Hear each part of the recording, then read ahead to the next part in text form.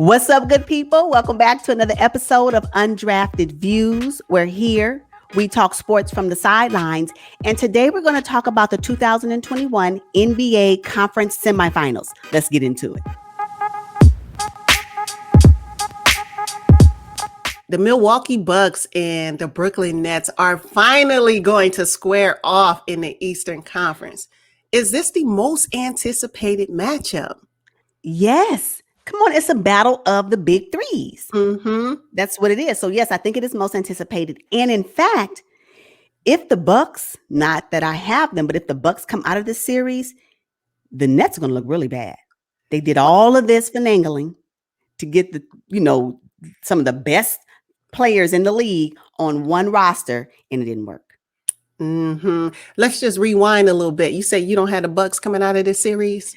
I've been holding firm to the Nets. It is not going to be an easy series, but I'm going to stick with the Nets only because I said it earlier that I have Nets coming out of winning the NBA championship. So Nets will come out of this series. I actually think the Brooklyn Nets too, they'll win this series as well, because when you compare just the defense that Milwaukee Bucks will put on you, and coupled with how Giannis has completely just revamped his game, I don't know who's going to contain him. I mean, is KD really going to be matched up with Giannis? I don't know how that's going to work. There will be no matchup against Giannis against the Nets. So in this particular series, Bucks and Nets, Giannis will be able to penetrate the interior the whole series. That is going to be his strong point, because who's going to be able to stop him? Exactly. On the Nets. That's what I'm thinking too. Now, if we consider their center, right now they're playing Blake Griffin. I think they might want to go with DeAndre Jordan just for the sheer athleticism and the rim protection that he can provide. Right. That may be their best bet, because they put him on the end of the roster. Like he's the last seat in the bench. So hopefully they'll bring him back. But one of the advantages that the Nets have, all three of them, KD, Harden, and Kyrie, they can give you about 100 points easy. Oh, easy. Yeah. However, between Giannis, Middleton, and Drew, they can get you about 80. So it's really going to be, I feel like it's going to be a shoot fest. And as a matter of fact, the Bucks they shoot very well. So yeah. In fact, the Bucks and the Nets are the two top scoring in offense in the regular season. Mm-hmm. So when we're talking about scoring, both teams can do very well. What is the differentiating factor is the defense. And will that even be necessary if everybody's going to be shooting lights out? Everybody. I know. I don't even know if it matters. Yeah. But see, I think the big difference will be just pure championship experience. Okay, you got KD and Kyrie. They're both NBA champions. They've been through it. They know exactly they can take over a game. And then let's not even forget about James Harden. I think he's battle tested. Even though he does not have a ring, he's hungry. And that's the whole reason why he basically tarnished his name in order to get to Brooklyn, Yeah, I agree. But we cannot negate the fact that the Bucks, the failures that they've experienced in the postseason for the past 2 years is not something that can be a driving fire under them as well. True. Giannis Antetokounmpo, Coach Bud do not want to go out this early again. They just don't want to do it. I mean, at what point, after you've spent all this money on Giannis, you signed Drew to a nice, healthy salary, right? What, you still can't make it? Yeah. So they gave Middleton a big chunk too. That's what I'm talking about. So at what point? So I think that although the Nets have championship experience, the Bucks have failures that they want to overcome, which they were able to do that in series 1 against the Heat. Yes, with the nice sweep, right? Nice sweep, right? Yeah. Why don't they think this same fire will not present itself when they play the Nets in this round 2 series? I believe that can be something that will will them to win games. Now, will it will them to win the entire series? I don't know, but at least to win games. And I can tell you right now, it's going to be competitive. Oh, yeah, but I still have the Nets coming out in 6. You have them in 6? I have them in 7. I have them in 7. I have them in 7. And it all depends on how. The thing about it is that who will Drew Holiday put his focus on? because there's only one Drew, but there's two, KD and Kyrie. Who will he put his focus on? And who else will step up? And will the Bucks even worry about getting stops, or will they just try to outshoot? See, I need to understand what that's going to be long term. Yeah, I would definitely try to get stops because I think defense is their strongest suit against the Nets. I wouldn't try to outshoot KD, Kyrie, and James Harden. I just wouldn't, because I think if that's the strategy, they're gonna lose. Yeah. KD has been on fire, and let's not forget that the Milwaukee Bucks are rested. They sweep Miami so quick; they've been chilling since. So yeah, they may be a little rusty, right? But the fire and the drive to get past round 2 can be the catalyst to have them come out. The Bucks come out of round 2. It can be.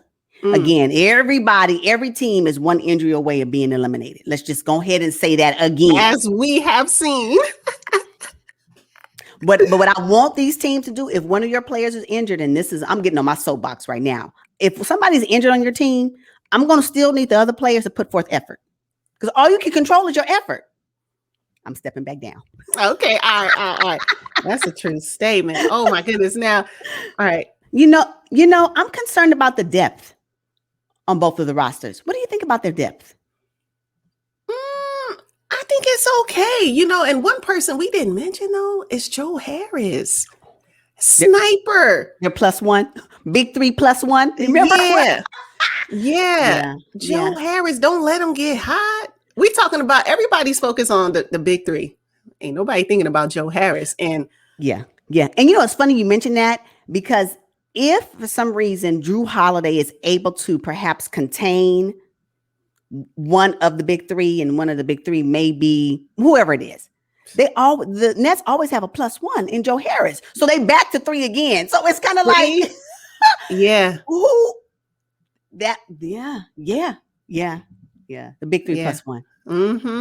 I'm not concerned about their depth at all, to be honest with you. What I am concerned about is Steve Nash's ability to adapt and overcome, and his ability to make adjustments, because I haven't seen much all season, and I have not seen anything from Steve Nash in the playoffs. You know what's scary to me? Steve Nash, yes, may be new, and we haven't seen him really coach we've never seen him coach at this level. But what really concerns me beyond Steve Nash is he taking pointers and tips from Dan Antoni? Because we know from the history of Dan Antoni's coaching that it hasn't been as successful with coming out of, being a championship winner, right? From that perspective. So I'm always concerned. I'm concerned about his coaching staff. Hopefully he does listen. I know he listens to Dan Antoni, but will he be able to say, nah, we ain't doing that? Because when you did that with Houston, that didn't work. I mean, I'm just wondering what does that look like? So not only do we have Steve Nash, who's brand new, but we have Dan Antoni, who, did what? Yeah, exactly. And then you know what? Now that you mentioned that, it makes me think about the adversity that, if the Nets face adversity in the playoffs, how are they going to respond? Are they going to shut down on one another? Is one of them is going to start shooting the lights out? I'll take over. I'll do it. No, you got to play team basketball. Will that show up in this series? That's I wonder. I hope so. Because if it doesn't, then the Bucks didn't do their job. The Bucks have to, and I hope that the Coach Bud is aware of that. Like, let's see how we can disrupt this buddy system that they got going on. And if they can do that, where it puts the Nets off their game, that could be a potential way that they can get in. Interesting point. Yeah. Because remember when they first formed the roster of the Nets, everybody was like, oh my gosh, who's going to share? They're going to share the ball. It's only one ball. We did all that, right? This may be the test of what that really looks like, because it wasn't, again, with the previous series. Oh, no. They ran right through them. Oh, I feel so bad. But anyway, yes, I'm wondering if this will be the true test. I don't think they were tested enough in round 1. The Nets were tested enough in round 1. Will their true test of championship experience, the ability to give up a little in order to get the win? And we're talking about the big 3, right? Will they be able to do that in order to, come out of the second round. Very interesting. So the Atlanta Hawks and the Philadelphia 76ers are set for their conference semifinals. Oh my goodness. Who you have coming out of that series? I have the Sixers in 6 coming out of that series. Yeah. Even though Embiid is day to day. Okay. Now, I personally think Embiid will be back. I mean, he only played 4 games before his injury, and I don't think it's that serious. I think they sat him out towards the end of the Wizards series because they knew, like, we about to beat them anyway. No sense, putting the miles on him. I think he's ready to go. Okay, I hope so. It'll be great for the Sixers fan base to see him on the court. Of course. However, even if he doesn't play, he's limited in minutes. Or I'm sorry, if he plays, but he's limited in minutes, or they sit him out periodically. That's fine. I still think they're going to be coming out overall. Will the Hawks win a few games? I can see them winning at least 2 for sure. But other than that, I just think that the Sixers are they're a much stronger team. They have Doc Rivers, who is an experienced championship winning head coach. So, and Embiid, yes, but then you got Tobias Harris, you got Ben Simmons, as long as he doesn't get hacked. You got your, Ben Simmons. And if Seth Curry gets hot, forget about it. Forget about it. You know what? I am actually waiting to see the matchup between Seth Curry and Trae Young, because honestly, there could be one game this series where they go like toe for toe in shooting. Like, I can see that taking place. Now, when will it take place? I don't know. But if Seth Curry can continuously do 30 points, I know he won't, but at least, 18, 20, it would really be helpful. But yeah, no. Yes. And now think about it. The Hawks have Trae Young, and yes, they have other players as well. But I believe that the skill level and the experience of the 76ers is what's going to will them to win this series overall. Okay. I also have Sixers in 6, but it might go 7 because the grit that I seen from the Atlanta Hawks in their previous series against the New York Knicks, I thought the Knicks were really aggressive and physical with them, and I thought the Hawks would fold, but they didn't. They showed me something in the previous series, and I don't know if the Sixers are going to be that physical with Atlanta Hawks. And because they have that experience under their belt now, I don't know. I mean, to me, it's really a toss-up. I'm not going to make my prediction because I really don't know in this series. Okay. That's fair. I just know that I hope that Trae Young comes into this game with the mindset of how he went into the game against the Knicks. Don't come into this game cocky because you were able to beat the Knicks, because that I guess it could be to your advantage and it could be to your detriment as well. I just know that you did your bow, but that was for that series. Right? This is a whole new series, whole new team that can potentially send you home. So, respect what they can give, what you have to fight against in order to win this particular series. I am actually looking forward to seeing how Clint Capella and Dwight Howard deal with one another, in the paint, because that Dwight Howard can be a gnat. Yeah, he can. But I'm hoping it's Joel Embiid banging down low too. The good thing about Joel Embiid is he can play inside and outside. Right. If he's limited, stay out, hit your mid-range, and he can hit the 3 ball too. Yes. That's what I like about his game so much. And Ben Simmons, the fact that he doesn't shoot, I'm telling you, he does everything else well, though. He does everything else well. Except free throws. So I hope that the Hawks do not hack him. Because if he has to go to the free throw line and he's looking like a deer in headlights, when the free throws may be critical, down the stretch of a game, that's going to be a problem. But hopefully that doesn't happen. And Tobias Harris will have to really help complement Joel Embiid because it's interesting how the Hawks will pair up against the Sixers. Now, I know that the Sixers won the series during the regular season 2-1, but it doesn't matter because guess what? Joel Embiid, no, Ben Simmons, I think, was out one game, and had Yeah. multiple people on health and safety protocols, and Trae Yeah. Young missed the game. So Yeah. your regular season series and how well you did or how well you paired up then doesn't really matter what it looks like, because right now everybody is playing, and right now the only person that appears to be the most injured that's day to day is Joel Embiid between the Sixers and the Hawks, unless I'm missing Right. somebody from the Hawks. Yeah, Cam Reddish, he's been out for a while. Oh, But they yes. figured out how to adapt and Yes, overcome his loss. that So is correct. And as yeah. a matter of fact, they also have him close to coming back. I don't know Mhm. if he'll be back at the start of the round 2. Maybe as round 2 progresses, he'll show up. But even if he didn't, they still will be okay. Oh yeah, Yeah, definitely. yeah. I think Tobias is still playing with a chip on his shoulder from not being selected for the All-Star game. I think Doc Rivers is like, look, I wasn't the problem in Los Angeles, and I'm going to show you guys right Absolutely. now. So this is his redemption year. The Yeah. Sixers have to come out of this series, but I don't know if they will. I had them in 6, but now that I think about it, I don't know. How long has the coach of the Hawks? Oh, McMillan. That's Yeah. right. That's right. He did Pacers. He did the Pacers for a while. He coached a couple of other teams as well. Mm-hmm. Doc Rivers can't be outcoached. That's I not going to be a know. good look for him. No. Then it would be. You know what the funny Doc Rivers has on his shoulders right now? It wasn't me.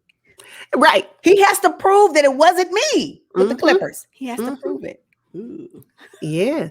Shout out to Coach Lloyd Pierce, the original coach of the Atlanta Hawks this season. I think he set the foundation, and Nate McMillan is riding with it. He just fine-tuned it. I mean, I don't want people to say, oh, Coach Pierce, no. And sometimes the coaches have a say who actually comes to their roster. So perhaps whatever took place with Coach Pierce and why the Hawks, didn't work out. Nate McMillan did a great job by stepping in. And what I like about Nate McMillan, he was like, I will only take it if Coach Pierce says it's okay. Right.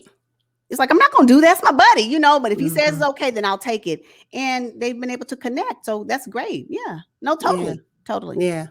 Let's not forget about Danny Green, NBA champion. What? Danny Green can get you on D, and don't let him get hot. He's another Seth Curry. Yeah, I agree. Danny on D, absolutely. I'm here for it. Hold strong, right? I would love to see I would actually like to see who the Sixers put on Trae Young. Who will they put on Trae Young, or will they put anybody on him? I'm curious. Will Ben Simmons guard Trae Young? Oh, I hope not, but he can guard 1 through 5, but Trae is just way too little. I don't know. But Ben has the quickness to stay with him. So I can't wait for that matchup. Can't wait. Okay, we'll see. But yeah, Danny on D, I have no problem with that. Danny on the 3. It is hit and miss. Okay. All right. The battle in the West is sizzling hot. You got the Phoenix Suns and the Denver Nuggets battling it out. Oh my gosh. Let's just start from the top. Who you got coming out? Nuggets in 6. In 6? Yeah, Nuggets in 6. Mm-hmm. Oh, yeah, that's right. Yeah, I know. I'm still riding on the Joker's bandwagon. If the Joker can will his team out of what Portland put on him. Yeah, Joker is. I'm just like, what? Yes. And the way Dame Lillard was shooting lights out, clutch shots left and right, and they still lost the series. Well, I have Phoenix in 7. Okay. I have Phoenix in 7, but it is questionable. It is conditional upon CP3 and his shoulder. Yeah, I can understand that. And that's why I say Nuggets in 6, because of the same condition. That's why. Yeah. No. Booker, amazing. But guess what? Now, I know each series is different, but Dame was amazing. Right? Yeah. But against this Nuggets team, it's going to have to be a little bit more than that. So I do believe that, although the Suns, they're so deep, though. Oh my gosh. It's not just Devin Booker, though. No. Mikal Bridges can get with you. I mean, Jay Cameron Payne to get started. Oh, Cam, yes. I'm here for it. I get it. I get it. So I'm gonna have to. I still say Nuggets in 6, but it's a soft one. It's soft. It's Oh, soft. it's pudding soft. Yes, put it soft. Oh man. Okay, so now one thing one player I think they were not ready for in the last series was Austin Rivers. I mean, he was a pleasant surprise. If he can bring that type of intensity and productivity to this series, I don't know. I don't know. You know what though, and let's not forget about the Morris dude. Oh, Monty Morris, yeah. He Yeah, kind of played stepped some up good the minutes. last 2 games in their previous series. He was balling. Yeah. So if I think he played about 20, 23 minutes. So if I think about the potential wings on both teams, so the Nuggets have Morris, maybe Rivers, and then there's one more. Oh, MPJ. Like, yeah. And then the Suns, they have Bridges, Payne, Cameron Payne, Booker, of course, CP3. healthy Yeah. CP3. Yeah. Bridges he's really I really like Bridges. He's starting to move up on my list as players to watch. Yeah. Yeah. I really hate Jamal Murray's not playing. Man. I really hate that he's not playing this series. Yes. Because I would love to see him pair up with, not pair up, but against Devin Booker, CP3, Joker, and Jamal Murray. Oh, that would have been really nice to watch. However, Joker, I don't know. Yeah. But you know what though? I don't know if from a speed, the Suns are quick. I'm not certain if the Nuggets are, because the Joker is pretty slow. He's very slow and skilled. No, it's not good. And skilled. Yeah. Yeah, he's super slow. If I'm Phoenix, I'm running him out the gym. That would be their best bet. Mm-hmm. I wonder why Portland didn't do that. I don't know. Is it because they wasn't expecting Rivers and MPJ to really get started? I think it's because of Terry Stotts. Good thing he's gone. I don't know who's going to keep up with Campazzo. Nobody. No, actually, Campazzo is, he's very crafty. I can tell you that. He's almost like a Dwight Howard in point guard form. They get so mad at him. Oh, the Portland team was so through with Campazzo. Oh my gosh. Yeah. So Campazzo is a nice addition. He's an unexpected addition. He is not a Jamal Murray, but he is who he is. And it fits with the Nuggets roster, I think. Mm-hmm. What about Paul Millsap? You think he'll get any runs in this series? I think he'll get a few. Yeah, I think so. He did pretty well in the round 1 against the Portland Trailblazers when he came off the bench a few times. So I think he'll be fine. Yeah, he'll be a nice reprieve for somebody to sit down for a minute. Just for a minute. Yeah. Oh, absolutely. Yeah. You need all of that, right? Because I think what it is that that's why it's important that the coaches adjust, because your setup may not fit with this particular roster at that time. So you have to make changes. And so I think Paul Millsap will most definitely be enough to help contribute positively to the Nuggets, perhaps winning a game or two. I think so. Yeah. And I think Aaron Gordon has fit in quite well. Came on the team, mid-season or whatnot. Mm-hmm. Yeah, he's fit in nice for them. Very nice. Very nice. Nice. Do you think that the Nuggets are longer than the Suns in length? Yeah. I think so. And I think they're bulkier too. I think they're just a bigger team overall. Yeah, not saying that can help win, but I'm just curious about, the matchup itself. So, but I think they're a lot bigger as well. Mm-hmm. Now, I can't say that DeAndre Ayton has shown me some incredible toughness here lately. Looking forward to see him in the Joker down low. Yeah. Though, actually, I wonder if they would even put him on the Joker, or would they do Jay Crowder? I was thinking about that. Jay Crowder is only 6'8". He was up against LeBron. So what? LeBron 6'8"? So what? Go down low. But the problem is that the Joker is so tall. A simple sky hook. Yeah. A simple quick back into the basket and just turnover and that's those it. guys in the self. Yeah. Yeah, and Joker can hit you from the 3 ball too, and DeAndre Ayton doesn't have that in his repertoire at all. So it's going to be interesting to see him out on the perimeter trying to guard the Joker. That's not his strong suit. He's better down low. Let the games begin. Now, as we speak, the Dallas Mavericks and the LA Clippers are going to a game 7. Who do you have coming out of that particular series? I had Clippers in 7. I did too. But it's soft. Oh, It's soft. it's just, at the end of the day, by the time you hear this, it may be too late, but that Paul George beat it. Oh, that's cold. All right. Okay. So they're going to a game 7. We'll find out who's gonna meet the Utah Jazz in the conference semifinals. But the Utah Jazz are the number 1 seed in the Western Conference. Can either of those teams actually beat the Utah Jazz? Can I just say this? Whoever comes out of that Clippers Mavs matchup, that's it for them. They going home. They're going home.